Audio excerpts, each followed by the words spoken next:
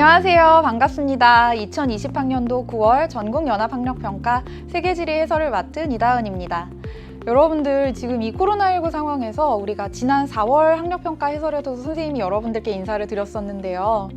그때는 여러분들이 재택으로 모의고사를 치렀어요. 그리고 이번 모의고사는 아마 학교 그리고 지역별 사정에 따라서 학교에 가서 시험을 본 친구들도 있을 거고요. 또 집에서 시험지를 구해서 개인적으로 치른 친구들도 있었을 거예요. 두 친구들 정말 다들 너무 고생 많았습니다. 학교에 가서 치른 친구들은요, 선생님도 감독을 하면서 봤지만 정말 마음이 너무 아프더라고요. 그렇게 하루 종일 마스크 쓰고 있는 게 정말 쉽지 않은 일인데 그럼에도 불구하고 다들 끝까지 집중해서 열심히 푸는 모습들, 그것만으로도 정말 대단한 일 했다고 칭찬을 해주고 싶어요. 또 집에서 스스로 모의고사를 본 친구들도요, 집에서 이 문제지 구해서 시간 맞춰서 풀고 또 채점하고 또 자기의 이런 부족한 점을 보완하기 위해서 해설 강의까지 들어온 거 정말 대단하다고 칭찬을 해주고 싶습니다.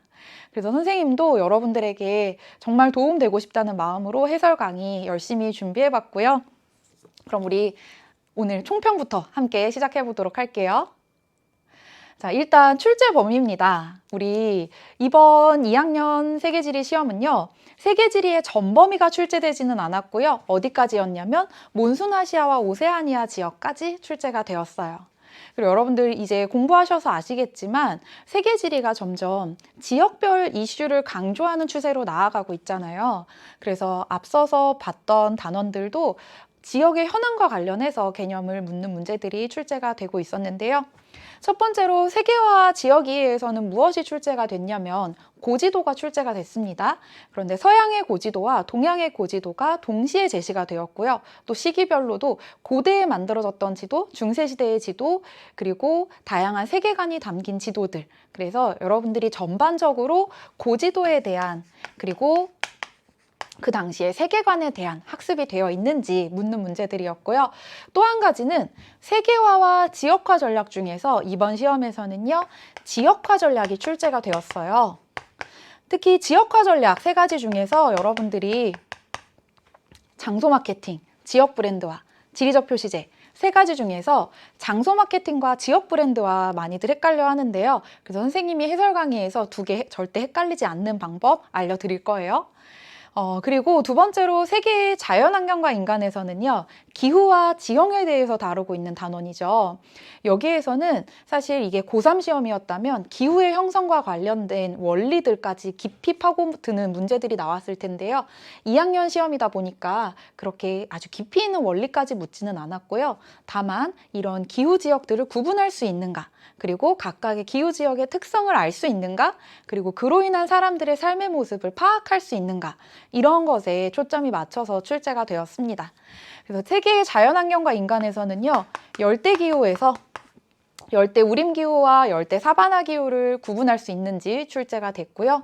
그리고 온대기후에서는 온대 동안의 기후인 온난수분 기후와 온대 대륙 서안의 기후인 이 지중해성 기후, 서안해양성 기후 각각의 기후 그래프를 구분할 수 있는가 묻는 문제가 출제가 되었습니다.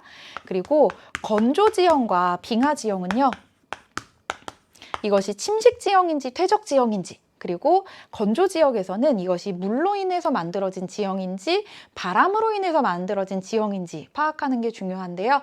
이 각각의 지형의 형성 과정, 특성 묻는 문제들이 출제가 되었고요. 그다음 세계의 인문환경과 인문경관에서는요, 우리 첫 번째로 다루고 있는 주제죠. 종교와 관련된 거 출제가 되었어요. 그래서 이 종교의 시기를 묻는 문제, 그리고 뭐 종교의 성질을 아주 디테일하게 묻는 문제, 이런 것까지는 아니었지만 종교의 특성, 그리고 이 종교의 교리, 이런 것들 정도 알면 풀 수 있는 문제였습니다. 그 다음에요, 인구와 관련해서도요, 최근 중요성이 높아지고 있는데요. 인구 구조. 선진국과 개발도상국의 인구 구조의 차이를 알고 있는지, 그리고 인구 이동의 특성이 무엇인지, 이런 것들 묻는 문제가 출제가 됐습니다. 또 한 가지는요, 이제 도시 관련해서는 세계 도시가 출제가 됐거든요. 세계 도시의 계층성을 알고 있는지, 최상위 세계 도시와 하위 도시의 계층성을 알고 있는지 묻는 정도로 출제가 됐습니다. 그리고 또 세계 인문환경과 인문경관에서 우리 친구들이 가장 어려워하는 부분이 바로 자원인데요. 그에 비해서 이 자원이라는 단원에 대한 여러분들이 가지고 있는 막연한 공포심에 비해서 그렇게 문제 출제된 난이도가 어렵지는 않았거든요. 어떤 게 출제가 됐냐면 식량 자원에서는 쌀과 밀의 특성을 비교하는 것이 출제가 되었고요. 그리고 또 한 가지, 이제 소, 돼지, 양 특성을 알고 있는지, 그래서 목축업의 특성 출제됐고요. 그리고 화석연료에서는 석탄 한 가지만 출제가 됐습니다. 그런데 이 석탄에 대해서도요, 여러분들이 석탄이라고 하는 자원의 특성을 기계적으로 암기하고 있는가 묻는 문제가 아니라 지역 간의 이동의 맥락을 파악할 수 있는지 출제가 됐거든요. 그래서 최근에 이런 개정된 교육과정 세계지리의 특성을 정말 잘 반영한 시험이었다고 생각이 들어요. 그리고 몬순아시아와 오세아니아 지역 관련해서는 우리가 크게 이 지역들의 기후 특성, 그리고 자원 분포의 특성, 그리고 이 지역에 있는 나라들 간의 상호 협력, 그리고 지역 간의 갈등, 이런 주제들 공부하셨을 텐데요. 모든 주제가 골고루 출제가 되었습니다. 그래서 출제 범위 내용들 살펴봤고요. 난이도는 전체적으로 어땠냐면, 사실 이 시험 보고 실망한 친구들은 선생님이 이렇게 이야기하면 더 상처받을까 봐 걱정이 되기도 하는데요. 2학년 시험인 걸 감안하더라도 굉장히 평이한 수준이었습니다. 왜냐하면 제시된 자료를 통해서 직관적으로 우리가 알아낼 수 있는 힌트가 굉장히 많이 주어진 시험이었고요. 그리고 아주 디테일한 개념이나 어려운 원리나 이런 것들이 출제가 되지는 않았어요. 그리고 출제 경향, 이 부분 여러분들이 파악하시면 앞으로 세계지리, 수능 과목까지 공부하시는 데 정말 도움이 될 텐데요. 첫 번째로는 개정된 교육과정의 특징을 반영하고 있다는 거예요. 우리 개정된 교육과정에서 중점적으로 다루고 있는 지역들은 이 지역의 현안, 이슈와 관련해서 세계적으로 많이 언급되고 있는 지역들을 다루고 있거든요. 예를 들면 체라푼지 같은 경우가 최근 교육과정에서 새롭게 강조되고 있는 지역이에요. 연 강수량 세계 최대, 그로 인한 홍수로 인한 이재민 문제들, 그리고 이렇게 비가 많이 내리는 지역임에도 불구하고 나타나는 물 부족의 문제. 이렇게 그냥 우리가 어떤 기후나 지형, 현상을 기계적으로 공부하기보다는 그것을 이 지역의 문제와 연관시켜서 흐름, 맥락 이런 것들을 파악하시는 능력이 중요해졌다고 볼 수가 있겠습니다. 그리고 두 번째로는요, 아주 전형적인 지리 문제 유형이었어요. 앞으로도 세계지리 문제는 이렇게 출제가 될 건데요. 여러분들이 기계적으로 암기해서 정답을 찍어내는 게 중요한 게 아니라요. 지도, 도표, 그래프 이런 것들을 통해서 현상을 파악하고 그것을 통해서 스스로 분석을 해서 탐구하는 능력이 중요해지고 있습니다. 특히 이 최근에는요, 여러분들이 계속 기출문제 풀이를 많이 하다 보니까 평가원이나 이런 출제기관들에서요, 여러분들이 본 적이 없는 새롭게 가공된 문제들을 출제하는 경향이 많거든요. 물론 우리 2학년 시험에서는 그렇지 않았지만 앞으로 여러분들이 수능 과목으로 세계지리를 공부하신다면 내가 본 적이 없는 자료도 보고 문제를 풀어낼 수가 있어야 돼요.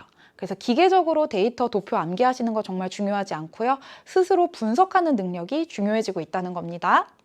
그리고 세 번째로는 지역지리가 중점적이라는 거예요. 아까 선생님 말씀드린 것처럼 석탄이라고 하는 것에 대해서 출제가 되었을 때 이것의 특징을 여러분들이 기계적으로 알고 있느냐가 중요한 게 아니라 이 석탄의 가장 최대의 생산국은 중국인데 국제 이동량이 많은 것은 또 오스트리아나 인도네시아에서부터 출발해서 중국으로 가고 있거든요. 그래서 이런 맥락, 현상, 원인, 결과, 인과관계를 파악할 수 있어야 되겠습니다. 그래서 앞으로 세계지리 여러분들이 수능 과목으로 선택하신다면 어떻게 공부해야 될지 선생님이 그 방향을 조금 잡아드리려고 하는데요. 첫 번째로 기출문제 풀이가 정말 중요합니다. 왜냐하면 나오는 지역들이 계속 나와요. 새로운 지역들이 나오더라도 여러분들이 기존에 학습했던 지역을 통해서 그것을 기반으로 추론할 수 있게 나오거든요. 그래서 기출문제 풀이가 정말 중요합니다. 그리고 지리 문제는 유형이 어느 정도 정해져 있기 때문에요. 나왔던 문제들, 나왔던 데이터들, 나왔던 유형들 계속 반복해서 공부하시는 게 중요해요. 물론 처음부터 여러분들이 기출문제를 풀 수는 없어요. 이제 마음은 욕심에 개념 공부한 다음에 바로 기출문제 풀이하고 싶겠지만 그건 잘못된 공부 방법입니다. 여러분들이 원리 개념을 스스로 남에게 설명할 수 있을 정도로 충분히 파악하신 다음에 기출문제 풀이에 도전을 하셔야 훨씬 더 효율적으로 공부하실 수가 있을 거예요. 그리고 두 번째로 앞서 이야기한 것처럼 자료 분석 능력이 중요해지고 있다는 거예요. 여러분들 수능으로 세계지리 과목 선택하신다면 그냥 뭐 쉽게 공부하고 괜찮은 성적 받기 위해서 하는 거 아닐 거라고 생각하거든요. 힘들고 어렵게 공부하더라도 무조건 1등급 만점 받기 위해서 세계지리 과목 선택하는 친구들일 거라고 생각을 해요. 그러기 위해서는 스스로 자료를 많이 분석해 봐야 된다는 겁니다. 그리고 세 번째로는 지역지리가 중심이다. 즉 우리가 백지도를 통해서 지역의 위치를 파악하는 것도 중요하지만 그것이 이제 과거의 교육 과정에서 훨씬 더 중요해지는 것이었다면 이번 교육 과정에서는요, 이 지역에 지금 현재 무슨 일이 일어나고 있는가를 다루거든요. 그래서 최신 이슈를 가장 많이 다루고 있어서 여러분들이 또 흥미있게 공부할 수 있는 과목이기도 한데요. 이런 세계지리 학습의 방향성 잘 기억해 두시고 수능 과목으로 선택까지 이어져서 여러분들이 수능에서도 좋은 결과를 얻으실 수 있었으면 좋겠습니다.